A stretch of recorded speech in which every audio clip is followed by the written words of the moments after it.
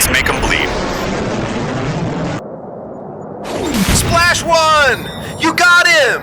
November 8th, 1950. MiG Alley, Northwest Korea high above the frozen Yalu River. A metallic scream tears through the sky. F-86 Sabres, sleek and silver, bank hard toward climbing specks on the horizon, Soviet-built MiG-15. In the Korean War's thin, frigid skies, the first true Jet V's jet dogfights erupted. A brutal chess match played at 40,000 feet where seconds meant life or death. It wasn't just about who had the faster plane. It was who had the colder blood. Captain James "Ice" Thornton scans his radar. He knows they're here. The MiGs. Fast, deadly, flown by pilots who speak no Korean. Sabre lead to yellow flight. We've got bandits coming in high. Looks like 4, no, 6. Let's make them bleed. This was MiG Alley, a narrow stretch of sky over Korea where men became legends in the span of seconds, and where many were buried just as quickly. It was a place of duels without mercy, where courage and mortality raced wingtip to wingtip. F-86 Sabre engines roared like thunder across the Korean sky. Their 50 caliber guns spat fire, tearing through the thin air at near supersonic speed. The jet age had begun, and with it came a new kind of war, faster, deadlier, and forever changed. Thornton's F-86 Sabre shudders violently under crushing G-forces, the frame groaning as if ready to snap. In a blur of silver, a MiG-15 streaks past. Too fast, too close. Too high, too fast. He's climbing for altitude dominance. The MiG-15 tore through the sky with swept wings, blistering climb, and cannons that could shred steel in seconds. Opposite it, the F-86 Sabre answered with razor agility, lightning rolls, and, most decisive of all, a relentless killer at the stick. Machines clashed, but men decided who lived. Soviet MiG-15 outclimbed the Sabres, but the Americans had radar gun sights, discipline, and decades of dogfighting experience. Bursts of fire stitched across the sky, tracers carving glowing scars through the thin air. A jet erupted in a flash, fragments scattering like sparks from an anvil. Splash one! You got him! The MiG disintegrates mid-roll, its silver frame shredding into fire. Flames trail downward as the wreck spirals helplessly toward the distant ice-capped mountains. Below, villagers pause in silence, eyes fixed on the silver cross tumbling from the heavens. Fire trails its descent, no parachute blossoms, only the certainty of death.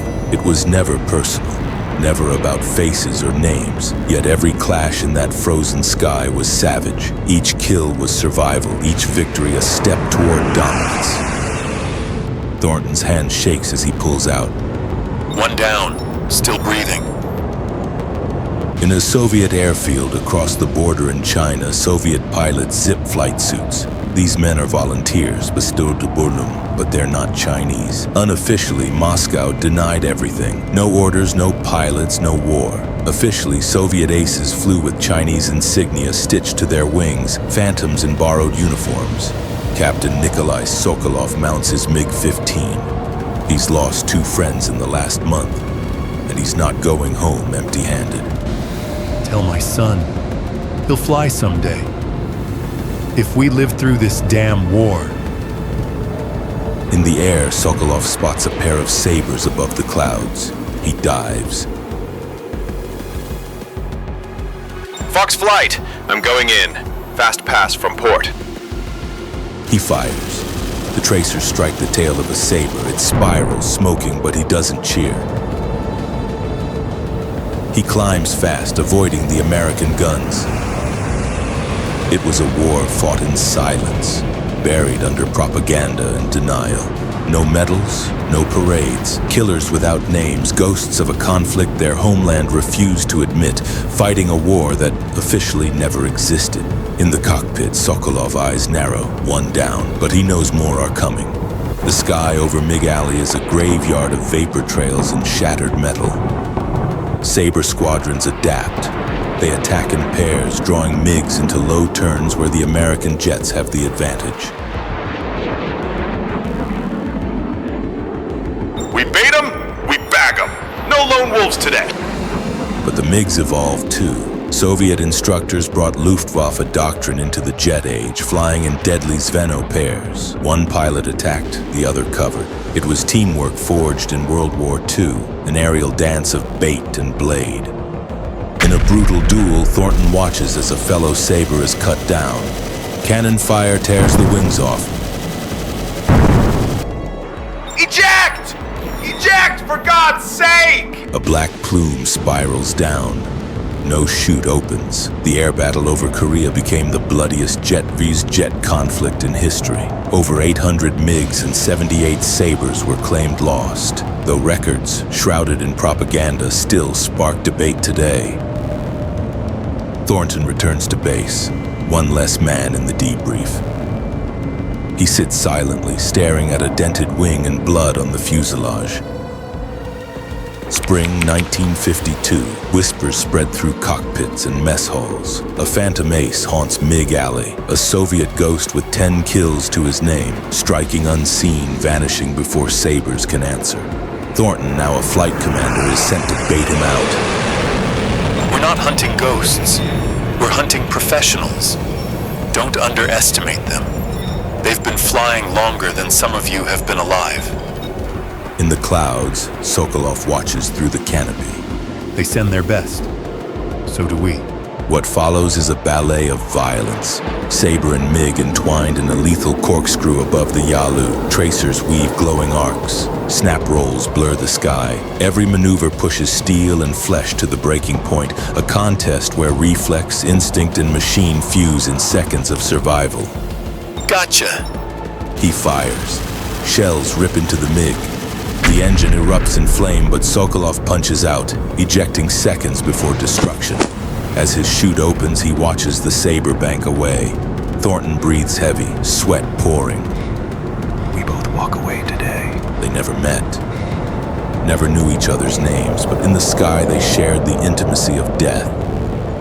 The war staggered toward armistice. The killing fields of the sky remained. Communist squadrons hurled wave after wave of MiGs across the Yalu. The Americans answered with weary Sabre veterans, men sharpened by endless duels. The battles no longer promised victory, only survival bought with fire and steel. Thornton leads his last mission. He's lost half his original squadron. Last one, boys. Let's make it count.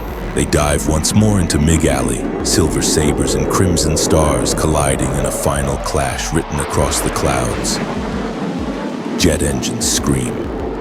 Missiles don't exist here, none only guns, guts, and gravity. Thornton tags one MiG, then another, but his tail is lit up. Alarms blare. Break off! You're hit! He limps back, trailing smoke, gears stuck half open. He lands hard. The aircraft skids, crashes, but Thornton crawls out. He survived the last mission, scarred, shaken, alive. Many did not. In MiG Alley, survival itself was the rarest victory. On July 27, 1953, the guns fell quiet. MiG Alley, once a crucible of fire and steel, fell silent, leaving only wreckage, memory, and the ghosts of pilots. Thornton returned home to parades and classrooms, his Sabre stories turning into lessons for the next generation. Across the ocean, Sokolov was discharged in silence. No medals, no recognition. One became a name etched in history. The other a ghost, forgotten by the nation he once defended.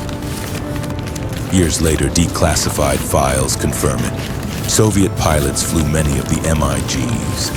American aces had unknowingly fought Russians face to face. The Korean War's air battles were the cradle of modern aerial warfare. Radar-guided guns, supersonic turns, jet-powered duels, all born here in smoke and silence. Photographs remain. Shattered canopies, smoke-smeared faces, eyes hollow from endless combat. Pilots who bled the sky for nations that forgot them, their medals unwritten, their victories etched only in silence. Names carved into granite, both east and west. In the sky, contrails fade fast, but the echoes of MiG Alley remain, high, cold, and eternal.